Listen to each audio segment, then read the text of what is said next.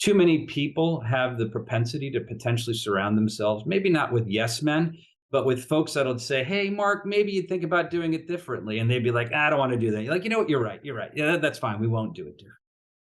But look, I've been around long enough to know that, if it's my word and my value, I'm not going to sit there and be obstinate. But if I feel like I need to sort of really make my point, I think that's the true advisor role. It's not just being a yes person, if you will.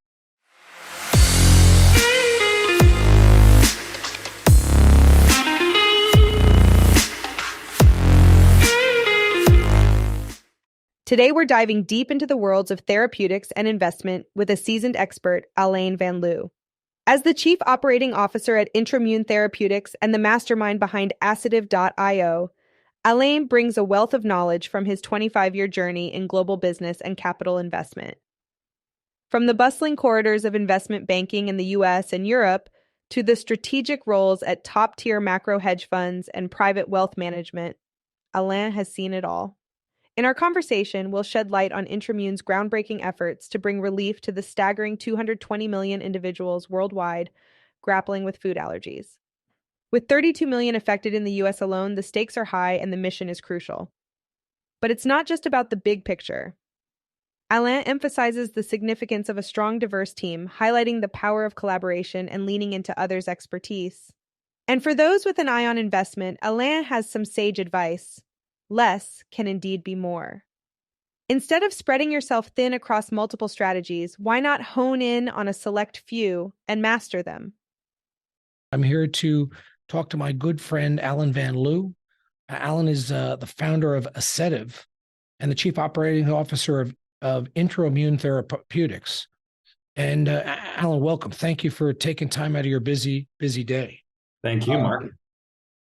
I know, I love just talking. I put my glasses on because I'm old and I can't read without my glasses. But I just want to talk about, I know you've got 25 years of experience in global business and capital investment work for clients. And, I could go on. Your bio is almost too long to read. But there's over 30. One of the things interesting when I read through it, I read that there were 32 million Americans suffering from food allergies. Yeah. And Introimmune is focused on developing a safe kind of disease-modifying treatment. So tell us a little bit about that, because I found that fascinating. It's not something that, runs across my desk every day. Yeah, and to put even a bigger context into, we're talking about 200 or over 220 million people globally suffer from food allergies. And in the US, that number is about 32 million. And if you think about it writ large, there's really only one product that has been approved by the FDA that deals with a specific food allergy, in that case, peanut.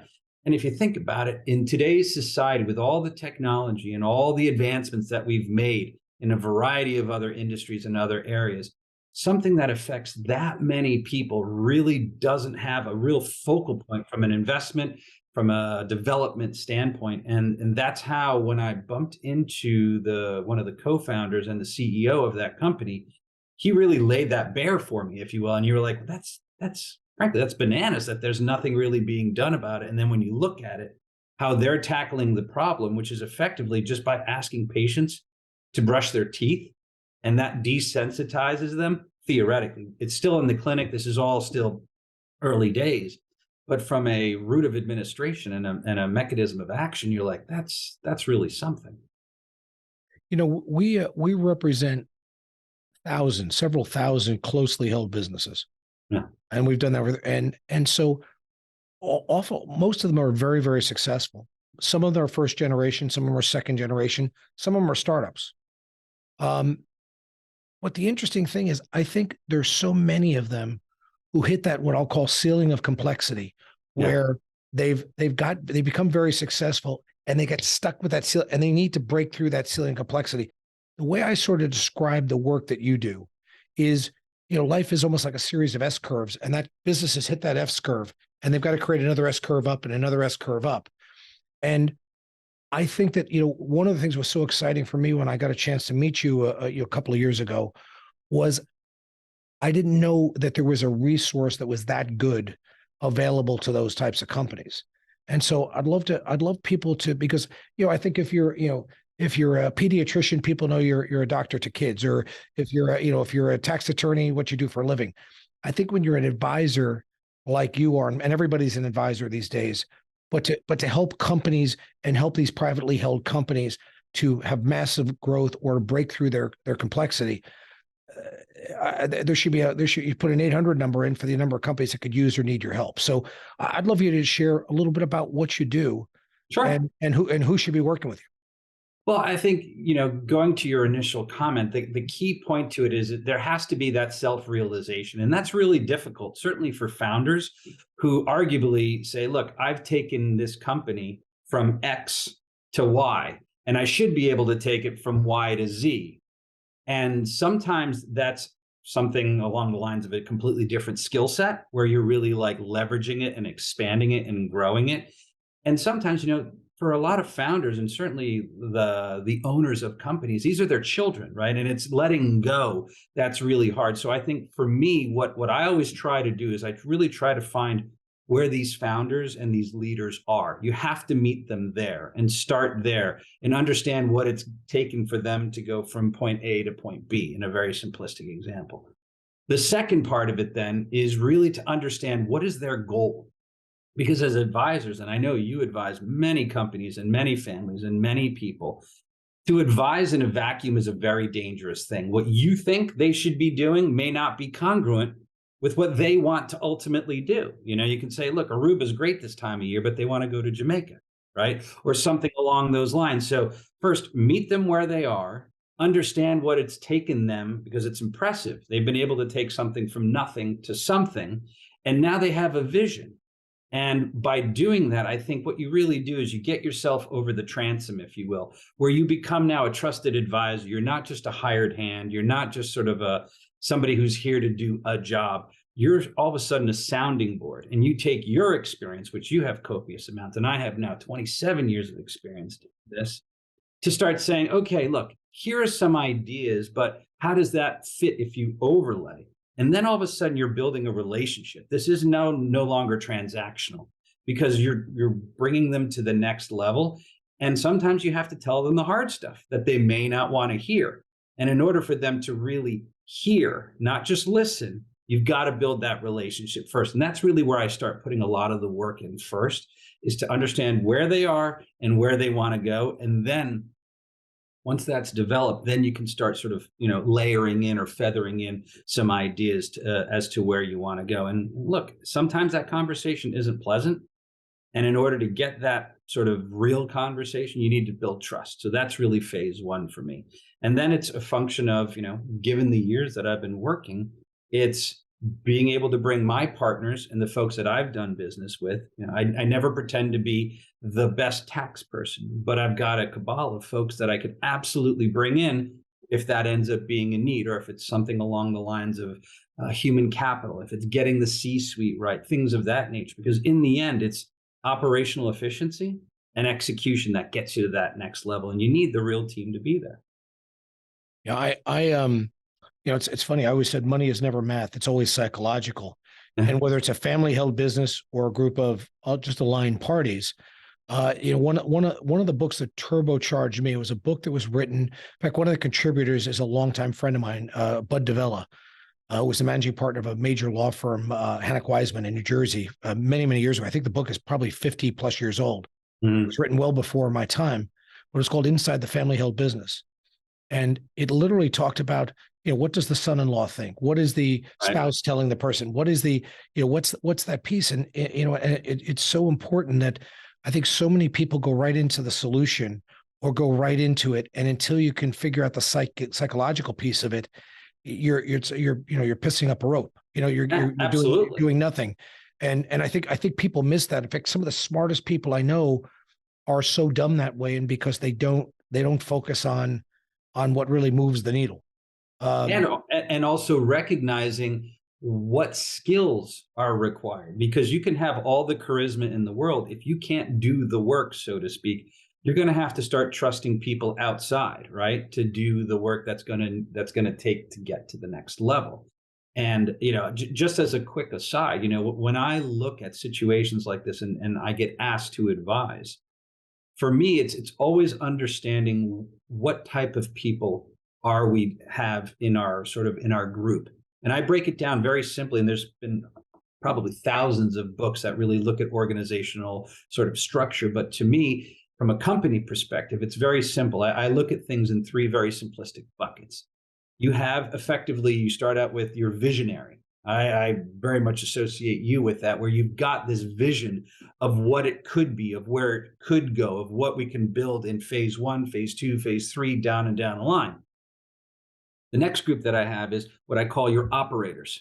They're the ones that really say, okay, I see how the puzzle gets put together. Let me put the pieces together. And then the third group is what I call the technicians. And those are the folks that just love the work, right? They want to be effectively left alone to do the work. They don't necessarily want to understand what the bigger picture is. They're just really good at what it is. And that, to me, if you look at it in aggregate, is almost like a symphony. And as an advisor, it's to understand, I'm not saying you're going to be a conductor, that's being too flip and certainly putting myself way too high up the totem pole, but to understand, where does the visionary start and stop? Where does the operator start and stop? And then where does the technician start and stop? And figure out a way for that all to work together. Don't want to force a technician to be a visionary. You don't want to force a visionary to be a technician, and so on and so forth. You know, I want to say a couple of, when I think of you, I think of that old adage where if you had, 4 hours to cut down a tree with an axe, most people just start chopping away. And it sounds like to me what you do is that you spend your first time sharpening the axe, and then you cut down the tree. Or I would even argue, maybe let's go see if we can outsource this even cheaper, and they can get it done 10 times faster because we don't know what we're doing. I think what you're also saying is that each of us, with the recognition is, each of us who build successful companies has a unique skill set. Yeah. And what I'm hearing you say is that you can't be all things. So you've got to go build a team in place, both internally and externally, to fill all the holes that you can't exactly right. Can't fill, meaning, I know in my company, if I was the guy, making sure that every check, I haven't written a check in 25 years because I'm not even sure at this age, I could balance a checkbook, but I can do an awful lot of other things pretty well. I probably could do it. I just don't have the patience to do it. I'd be the worst person to do it. So if an entrepreneur or business owner is like watching us talk, I would say to them, if you said to me in one sentence, what do? I would say this: the reason you want to talk to Alain Van Loo is he will help you grow your company. Thank you. That's a fair point. Is that so then I would question is, so to give some ideas of what does that mean, give a little menu list or a laundry list of some of the things, some of the areas that you'd get involved in. So somebody could say, hey, I could really use some help with that in our company. Because, quite frankly, I want all of our friends and all of our clients, all the people I know, to be as successful as they can be. Right. Well, first and foremost, I would say, again, coming to sort of meet the client, meet your friend, meet the relationship where they're at is the most important thing. Because while folks like yourself and I, who can, let's say, come in and see arguably a bigger picture, what is bothering that person or that group right now is usually one or two things. It could be an accounting problem. It could be a tax problem. It could be an operations problem, or a logistics problem. And so to really engage with them on something, let's call it strategically above where they're at right now, it's counterproductive, because right now they're like, I've got an HR problem and I need help solving that. So that's the first thing, is really listen, because again, you have to understand what you're advising. Otherwise, we're just advising in a vacuum. So once that is established, it's very important for me to roll out a plan to solve that, let's call it low-hanging fruit problem, whatever it is that's directly in front of them. Because for an advisor to really prove their mettle, he or she has to show that they can solve a problem. And more often than not, a person's problem is very discrete.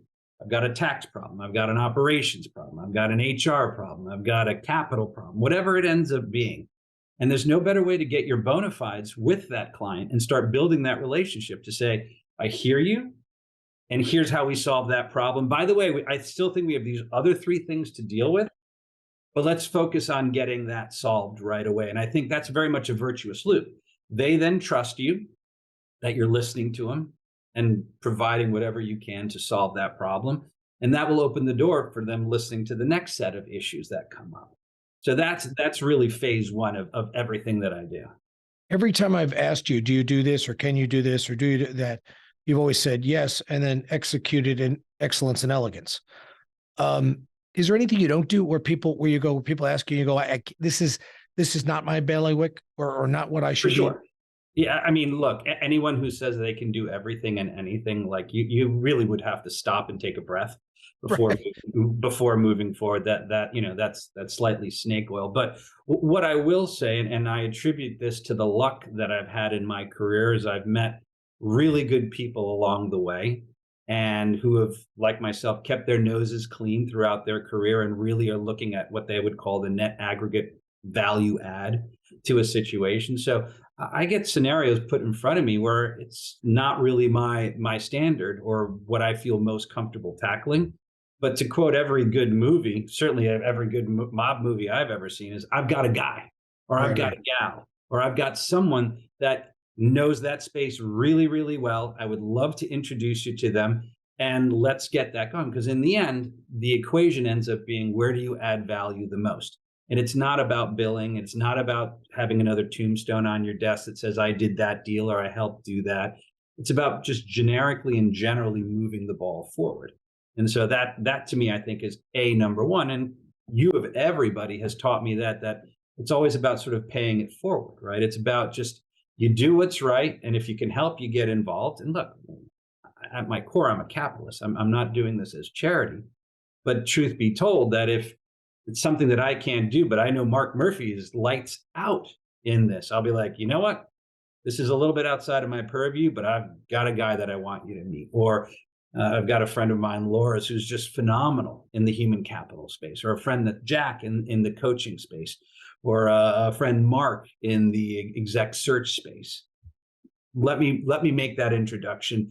And again, if I've done my job and established a good baseline for our relationship, when I make that introduction, they're going to go into that meeting positively as opposed to warily. I know you have got some niches, but you handle a broad base of industries. Do you approach industries differently? Is that, are Sure. people just people, or how, tell a little bit about that. How would you, Sure. how do you, Yeah. In aggregate, businesses are businesses. And I think at their core, there are certain sort of tenets of business that are universal, irrespective of what industry you're in. But people are people, but they are also quite different. And I'll put it as a very clear example.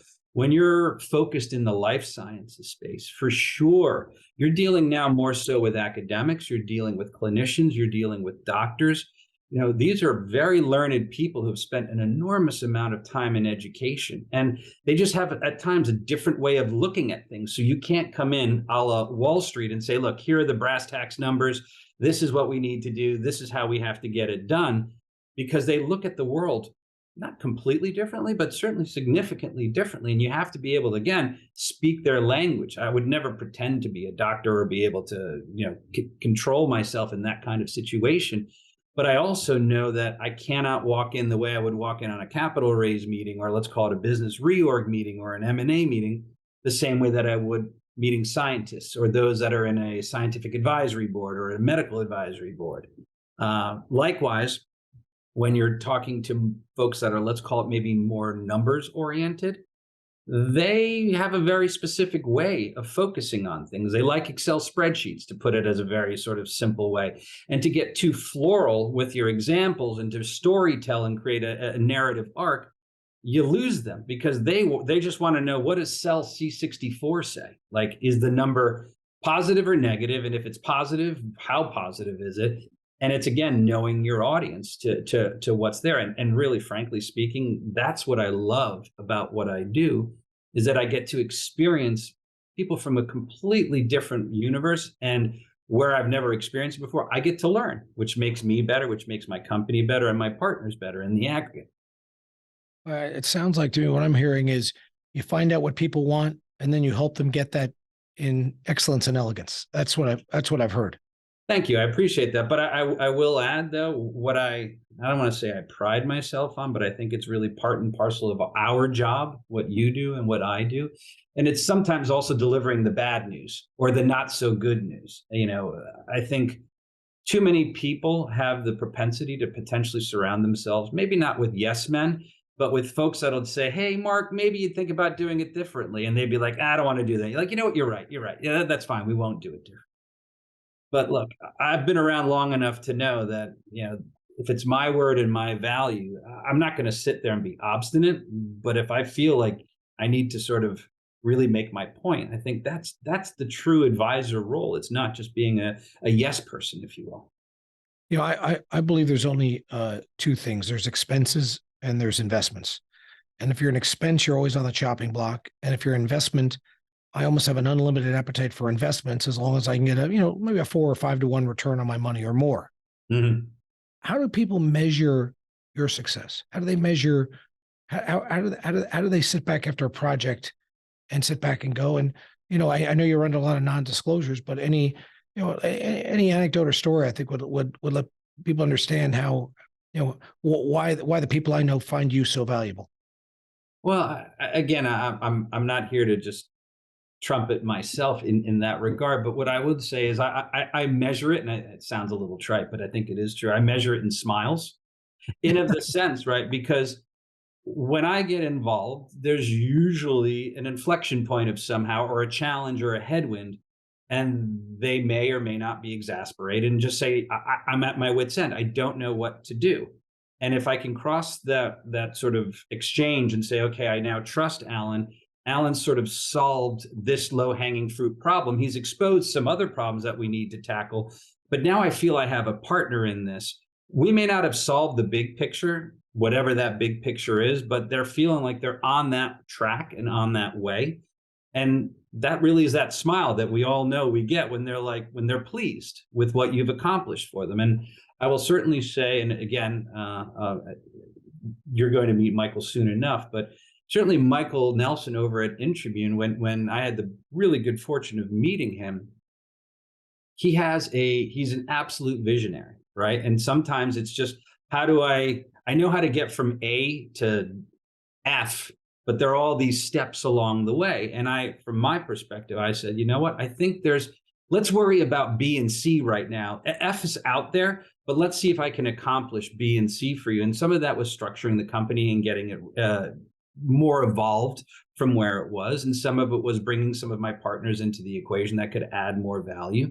And then slowly but surely, we became friends, and we started building that trust and rapport that you have, where it got to the point where he was kind enough to ask if I would come on as a COO for him and help him in some of the capital raise efforts and really getting it to the next level. Now, I don't do that with all my clients per se, but again, you started out with Intrommune and you saw what it's about. When it's something that I think is really life-changing, I definitely like that idea of sort of hitching my wagon to that and helping them in that process. I think that's that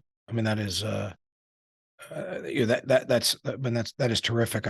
I think, just want to get your thoughts just generally on some things going on in the world. Want to get your take on that. A lot of people think there's going to be a deep recession. Some people think a mild recession. Some people no recession.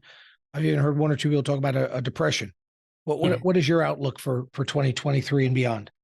Yeah, I think what we experienced at certainly the end of 22, maybe the aggregate of 22, is people realized that there was a lot of hot air in the system, not just in the economy, but in investments and things of that nature. And that was a reprice.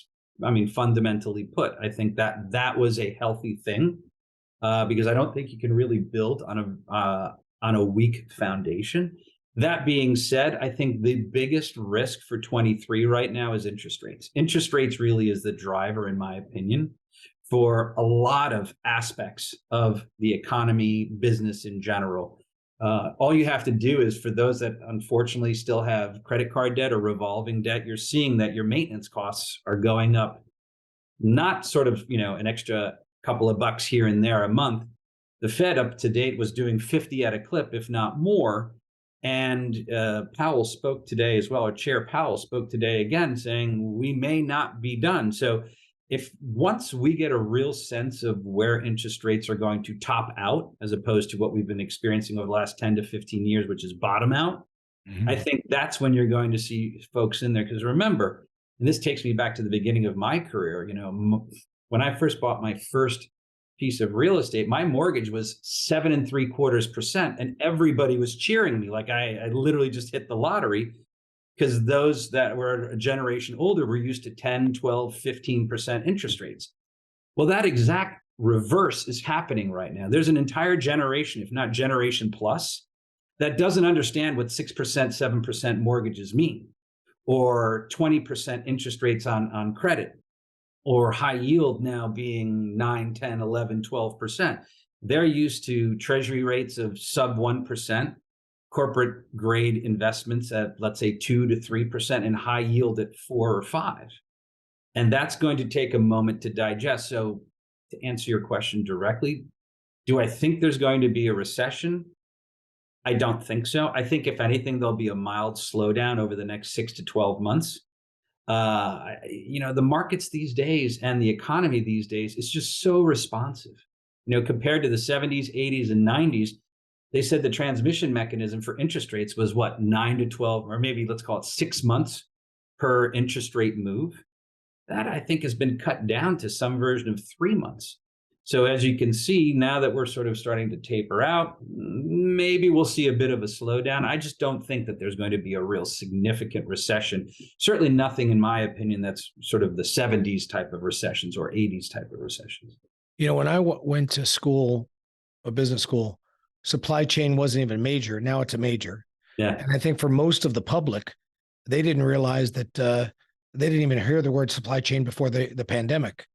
So well, if you think about it, there was very little international sort of supply chain. It was all like, I'm getting it from Tennessee or I'm getting it from Pennsylvania. And then it was a function, is 95 open or closed, right? Effectively. Right. But where do you see supply chain easing? Do you see it getting tougher? What do you think we'll be talking about with supply chain a year from now? I think it's very clear that supply chain issues in aggregate are starting to mellow out a little bit. I think there's very obvious examples of that. Like you go to Long Beach in California, at one point in time, there's 50, 60 boats that were waiting in line to offload. Same way with the Port of Newark. And I think that's down now to some number that's sub 10. So that's a very simple example of supply chain going on or getting better. I do think, though, this was a really big wake-up call, certainly for the rest of the globe, but certainly here in America. It was a huge wake-up call that there is a production risk. If you look at our pharmaceuticals, the majority of our pharmaceuticals are not made here in the United States. So if there's a COVID-like scenario that comes up again, are we going to be held responsible to working with a foreign power to deliver what we need? And I think that could be said for a lot of different industries. So you're seeing some major companies that are, the terminology that's being used is onshoring again, right? And is taking some of the core issues away from some of our Asian partners and our European partners and bringing them back here into the United States. So I think, is it getting better? Absolutely. Will it continue to get better? Absolutely. But we've got some work to do. It's good. It's a process. It's taken us 20 years to get here. We're not going to spin the wheel in 6 months and have it fixed. A lot of the discussions I'm having with people, we talk about supply chain, we talk a little about recession. But I think the question a lot of our clients are asking is, do we hunker down and pull back expenditures to survive the next 12 to 24 months? Or is this time to invest and look at market share and look to take it to the next level? I know it's almost impossible to give specific advice to a general kind of question, because it's specific to each company and their liquidity and their industry and everything like that. But in general, what over a scotch or a cup of tea, what is your general feeling on that? What most companies should be doing? Yeah, I'm gonna, whatever that terminology is, I'm gonna meet you in the middle on that. I think the first thing that we've learned over the last decade plus is that those that snooze lose. So if you have any sort of situation where you decide to completely retrench your investment cycle and just say, we're sitting on this Scrooge McDuck pile of cash or whatever we have, and we're going to do nothing because we're going to wait and see what the next 18 months brings, that's a very dangerous decision to make. Now, how can you sort of meet me in the middle on that is to say, well, our original business model and strategic plan was we were going to grow in 5 different areas, right? We were going to reinvest in that. I could see them saying, well, why don't we make that 2 and we'll double down on 2 or 3 instead of doing 5. And then that way we can maybe keep, and again, I'm just using this as an arbitrary number, 25% cash or 30% or 35% cash on hand for opportunistic investing. A company that used to be a competitor may be having some financial difficulties, and you may have an ability to partner with them or acquire them or merge with them. Well, that takes capital and that takes opportunity. So not to belabor it, but I think you have to invest, and you have to really, again, with your advisors, really say, okay, again, in my example, we've got these 5 avenues that we're exploring or that we want to invest in, but there may be a recession in the next 6 to 12 months, and we're not 100% sure what's going on geopolitically. Let's face it, there's a land war going on in Eurasia. Relations with China are not at their absolute best right now for a myriad of reasons, and the whole world really is slowing down a little bit. But to say, we're going to sit on the sidelines, it's going to cause an issue in the end. I think your competition is going to run right by you. Not to get political at all, and I don't think we should, but elections have consequences. Mm-hmm. And so when I do that SWOT analysis with our clients, yeah, the threats, the real threat they have in their business, for most of them, the one that appears almost in every industry is the regulatory environment. Yes. Meaning, and the fact that through one stroke of a pen at a federal or state or local level could either put them out of business or certainly cripple them, or cost them an enormous amount of money, which will make it less profitable. And so the idea is that it's almost, I wonder if we were just being naive, if that was always the case, or has it become so hyper partisan that, would I be investing in a Green New Deal company if I thought the Republicans were going to have the Congress and that White House for the next 8 years? Right. Or would I be investing in gun manufacturers or pharmaceuticals if I thought the Democrats were going to run everything for the next 12, not to be political, but but it's very political in terms of the outcome. I absolutely agree. And it's absolutely been a sign of the times over the last, dare I say, 15, 20 years, where before, when we had change of power, there was obviously a jog more left or a jog more right, but the operative word in that statement is jog. Now it can be a bit more abrupt and a bit more wholesale, so that if you go in for a penny, in for a pound on certain green deals, that could potentially vanish in 2 years or 3 years. Your investment thesis absolutely goes away, and vice versa. But I try to look at these things a little bit more glass half full than glass half empty. And that might be a bit naive, but if you're going to sit around and not overanalyze, but super scrutinize and analyze every iteration of positives and negatives, you might as well just go into your closet, barricade yourself in. But the real thought I have on this is, and I think ultimately when you see cooler heads prevail, that when a party comes in or a new party comes in, they're not obtuse. They see what works, right? And they'd be loath to all of a sudden shut it down just because it's, if you and I are on opposite ends of the spectrum. I'm not going to come in and be like, well, that's a great program. U.S. citizens are making a lot of money out of it, or it's benefiting society quite well, and we're paying for it in one way or another. I don't think they would be like, I'm shutting it down right away. That being said, if it's a program that wasn't working and it was just a pet project of a politician, or it was something that they used to get involved in, I think that's healthy. Shut it down. It shouldn't be operating. It's wasteful in one form or another. But when looking at it from where you want to go and where you want to invest, again, I go back to my previous answer, is instead of implementing a 5-pronged investment strategy, kind of hunker down and figure out 2 or 3 that make the most sense and really go deep on those. And that's a way of almost mitigating risk, or certainly de-risking some of the situations that could come about. I didn't realize till I went through some of your stuff that you had a little Vince Lombardi in you, because what's Lombardi's quote where he said, the reason we strive to be perfect is so we catch glimpses of excellence. Yes. And I know you say something is the plan. You have to strive for this a great outcome, so you ensure that you at least get a good outcome. Yeah. So you're very Lombardi-esque in your word. Elaborate a little bit on your thought process on that. Yeah, absolutely. And I think what I call this the coefficient of humanity.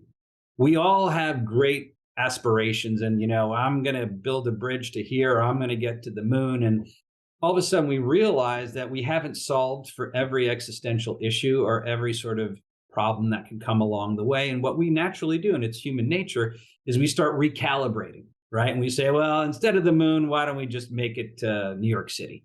Or instead of New York City, why don't we just make it to Newark? And that's just a natural part of who we are. And to sort of cancel that out is being disingenuous, right? You know that there's going to be these headwinds. So what I always strive for is when we're building a budget or when we're building a team or where we're setting out a strategic goal, be it either investment or otherwise, is we always try and start out with what would be the ideal and sort of recognize that if we hit 80% of that or 70% of that, or even 50, depending on the industry, depending on what resources we have, can we then say it's still a success? Because that in the end is adding value. To say, hey, listen, we're only going to go down the street when we can go across town. Let's set that goal of instead of cross town, let's go to the next city.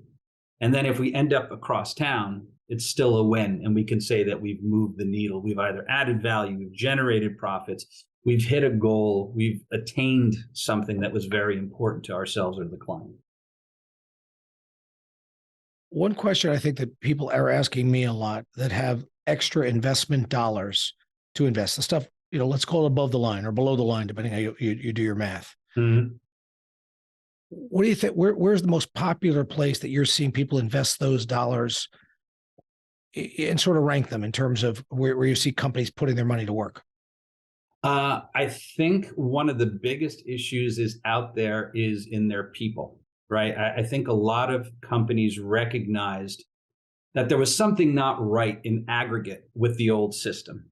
And once COVID hit and there was 1,000 excuses as to why people could leave or do the quiet quitting thing or just work from home or whatever it ended up being, to me, that really highlighted that you may not have as engaged employees as you think you have. And I think that was a real wake up call, because in the end, a company is based, in my opinion, on the people that you surround yourself with, your employees, your partners, the folks that are helping you, if you're an owner, get to that vision. And I think for some companies, when COVID certainly hit and some of the, let's call it headwinds that came around then, all of a sudden, 70%, 80% of your business partners disappeared on you. Well, that might be time for a little self-reflection. Why would all of a sudden these people disappear on me? Is it really COVID? Is it really something else? So I think you're seeing a lot of people invest in making sure that their employees are engaged, and that there's a variety of ways of doing that. It's talking to your employees and really understanding. Second of all, I think there's also an investment in decentralizing companies. There was a real big push over the 30, 40-year period where we're a Pittsburgh company or we're a New York company and we have a building in New York and everybody's got to come to this exact spot. and I've talked with many of my clients and certainly the folks that I work with, there's a divide. Some people are like, I love Zoom and remote because I can be efficient and I can talk to anybody wherever in the world and we get a lot of stuff done. And there's a lot of folks that are like, I really miss knocking on Mark's door and saying, hey, you have a minute? Or having that conversation in the water cooler or having that meeting with 4 or 5 people where you're in front of each other.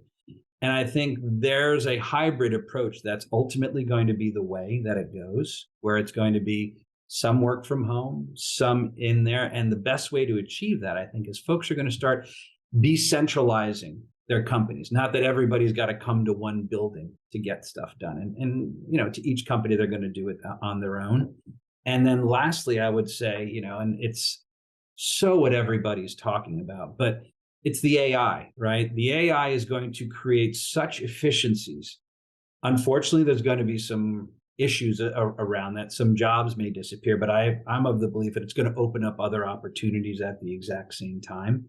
But it's a momentum. It's like a huge ball that's rolling down the hallway and you can't stop it. It's coming. You're seeing with ChatGPT, you're seeing what Microsoft announced today. Google's now involved in it. And it's going to become a part of the day-to-day over time. It's not going to roll out tomorrow and be ubiquitous, but it's going to be there. So companies are going to start getting involved because it's going to create margin expansion in aggregate. And again, if you have an engaged workforce, it'll be a symbiotic relationship as opposed to something that could cause It's so interesting.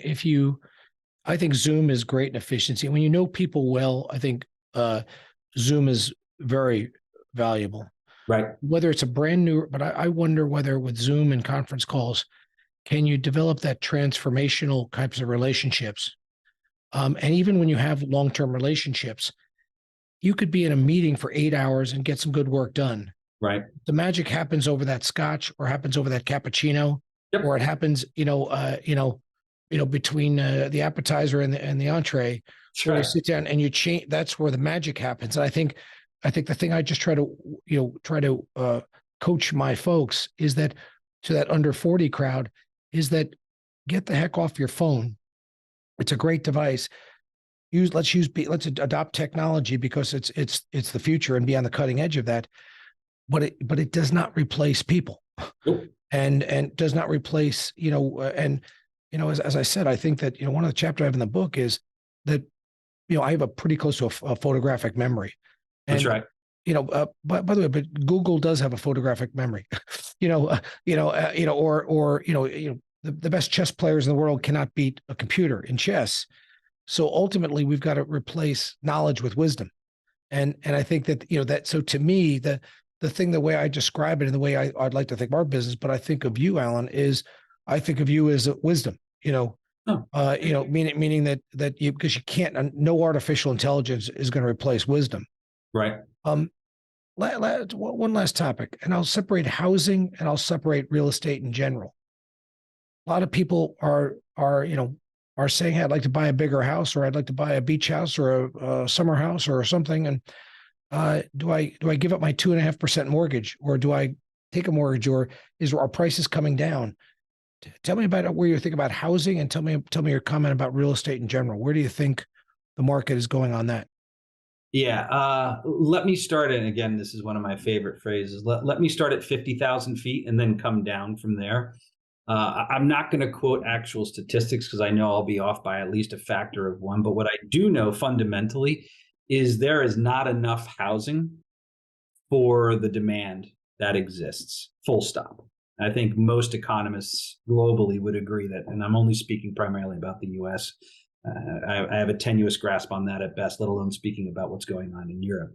So there is a negative amount of housing at this moment in time. And so we have, and I think the number is some version of maybe 4 to 5 million houses that still need to be built to meet demand. So like anything else, land is a wonderful investment in aggregate. Location makes a difference, use makes a difference, ability to afford and what let's call it the cash roll on it is going to be. But there is going to be significant construction in housing over the next 10 to 20 years. There has to be, because there's not enough housing available. So let me just state that fundamentally. In terms of what we talked about before, I think the near-term outlook on real estate writ large, be it commercial or residential, is very interest rate dependent. Because you don't have to be, a math guru to figure out that if you take out a mortgage of X and your mortgage is 2.5%, well, if you now have to pay 6.5%, well, two things happen. One, more money goes out, but second of all, your affordability index skews. And you can very simply say, well, I used to be able to afford this house, but now I can't. Now I have to go to another bucket, usually lower, in order to get the same monthly payment in there. And I think that's very important. And I think this is just my opinion. I don't obviously speak for the FOMC or the Federal Reserve, but that is going into their calculus as they're thinking about terminal rates and where it's going, because we do not want to create a situation where there's already a housing issue. You're almost going to compound it going forward. Switching to the commercial side of the equation, I think that is a very interesting conversation to have over a scotch or a tea or a cappuccino. Because again, my theory is that going forward, it's going to be a hybrid approach. It's not going to be everybody's got to be back in the office every single day. Let's call it the way it was previous to COVID. I think there's going to be a meeting of the minds. I agree. You and I talking at the water cooler, having a scotch afterwards makes all the difference in building relationships, creating productivity and efficiency and value. But I think you'd be very hard pressed to say, hey, me commuting, I live outside of New York City, but to get to when I was commuting into New York City, it would take me an hour and 40 minutes to get to my office each way. So I have a very hard time anyone telling me that spending 3 hours plus just to get there and to come back is efficient use of my time and of my time for the company, that whatever company I'm working with. And so this is where I come towards this hybrid approach. You need that connection. You need to get your head out of your phone, to sort of use your example. But at the exact same time, I know in some of my previous iterations, folks that had long commutes were infinitely more productive because they didn't have to come in, every single day and find a childcare and then, leave early to go pick up their child or whatever it ended up being. And in the end, you also make potentially employees and partners happier, right? They have a better sort of like day-to-day existence, which to me then relates to more productivity. So, I am so conflicted with that because everything you say makes perfect sense to me. mm, And then I think it depends on the individual and the business. But there are some people that I'm used to working with who are looking for efficiency. I don't want to name jobs or something, but I would literally call them now, because you call them on their cell phone because they're not at their desk. right. And literally they're at Walmart. When you call them, they're at their kids, they're at their kids mommy and me session, Yeah. and I'm for mommy and me, and I'm for going to Walmart, and I'm for all those things. But some people that I'm used to getting instantaneous response, sometimes it takes them 3 or 4 hours to call me back, of some of our, let's call it, vendor partners. And they tell me how efficient it is to work from home, but they're not really working from home. They're a couple of my Florida friends. I always hear wind in the background because they're at the beach. They're not not working from their home office or at the golf course. But then there's other people that are, get 5 times as much work, because like myself is, Absolutely. if I'm in the office, there's a line outside my door, unlike Lucy from Charlie Brown with my, That's right. with my advice thing. So I've got to get in real late to actually get any of my own work done, because I'm dealing with folks, and I'm also coaching my team. It allows me to coach my team. So I want them in the office, but I also want quality of life for people, family first. I want to make people as productive as possible. So, to me, I'm a hybrid guy that leans more to be in the office, but I think it depends on the individual and the company. Absolutely. Absolutely depends on the individual. And look, I'm not going to act as an apologist for those kinds of scenarios, and they do happen. But 2 things. One, we had slackers before also, right? That just would kind of like disappear into like the maintenance closet for a few hours to grab some Z's. It was just the same thing. You just had it there. But the second thing is, and this is a bit more serious, is, the system that we had in place had been in place basically since, let's say, the 40s or 50s, right? That's what I would call sort of the beginning of more modern corporate culture. And we had that for some version of 50 to 70 years. This is all relatively new. So we kind of got to give ourselves a heartbeat to sort of figure out what the new normal is and the new best way that works out. And we're effectively, let's say, a year, maybe 2 years post-COVID. So let's be kind to ourselves and give us a heartbeat to try and figure this out. But what that does highlight, and I think this is why I've mentioned it a few times in our chat, when we talk about human capital, it really makes hire right so important, right? You're not just hiring a body to do a function. You're hiring a personality, you're hiring a psychology, you're hiring a work ethic, you're hiring value, you're hiring quality of varying degrees and varying proportions to become part of your team, so that when that happens, that Mark's going to do the right thing, or Alan's going to do the right thing, or Britt's going to do the right thing. And all that gets, I wouldn't say solved, but you combine that with communication, where Mark, who's running a firm, says, look, these are what my expectations are, and this is how I would like to proceed going forward. But I'm open to listening because you are a valuable person. You get your stuff done, and I want you around. This is my preference, but talk to me. And it doesn't mean that they have any kind of real super negotiating power. But if they're like, listen, I'd rather come in 3 days a week instead of 4, but I, do this or I do that. This is where the sausage gets made. This is how we find a better way. And I would argue, anybody who runs a company, that if you can grow your revs and you can grow your net income, I think a lot of people would be like, I'm good with it. You brought up the right point, is culture is very important, and you lose that a little bit. And that's why, again, I come back to hybrid is really the way forward from my estimation. So if a company wants a key business strategist or a critical thinker or a or somebody that or wants to grow their business, how do they get a hold of you? They can call my number. They can come to my website, which is at assetive.io. Um, I'm on LinkedIn. By all means, feel free to reach out to me. And in the end, I think strategy is really important, because if you don't have a plan, you're really going nowhere. But in the end, it's all about execution, and I think that's what I'm extremely proud of. Is getting a plan together for sure, getting all the heads around the table to agree, but then to get the ball rolling, because that's where the real value gets created. And just for the folks watching this, Alain is spelled Alain, and Van Loo is Vanloo. Yes, sir. So it's not a generic name like Mark Murphy, where you could find that anywhere. It's Alain Van Loo. So first of all, I know how busy you are, and I appreciate you taking time out of your day, Alain. Thank you so much, Mark. It's so I always learn something when I talk to you, and I got to tell you, you're somebody that is a is somebody that everybody should put on their balance sheet. On the left side of their balance sheet, not the right side, the left side. Correct. Yes, that's right. But little accounting humor. But thank you so much for your time, and have a great rest of the day.